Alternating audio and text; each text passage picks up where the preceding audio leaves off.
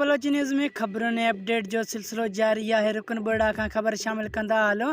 रुकन बोर्डा relief camp लगाई वही है। बरसात मुतासरन जी वार करण लाइ इमरान लाखो, रहीम बख्श मंगरियो, रसूल बख्श मंगरियो ऐं कराची जे दोस्तन जे तावन सां अॼु ॿिए ॾींहं बि रुकन बोर्डा प्रेस क्लब जे नायब सदर गुलाम शबीर लिगारी, joint secretary Rahim Bakhsh Abro relief camp government boys high school, primary school, girls school ऐं वेठल बरसात मुतासरन में ॿिनि पहरनि जी मानी तक़सीम कई वई। उन मौक़े ते प्रेस क्लब रुकन बोर्डा जे नायब सदर गुलाम शबीर लिगारी मीडिया सां ॻाल्हाईंदे चयो त दोस्तनि तरफ़ां बरसात मुतासरन लाइ रोज़ानो ॿिनि पहरनि जी मानी रिलीफ कैंप ते पहुचाइण जी ख़िदमत जो मौक़ो मिलियो आहे। अगरि सुठा दोस्त तावन कंदा त इंशाअल्लाह ग़रीब मुतासरन जी मदद वधि खां वधि कंदासीं। मदद कंदे मुतासिर औरतुनि जो मथे ते हथ रखी दुआ ॾींदे ॾिसी दिलि रोअण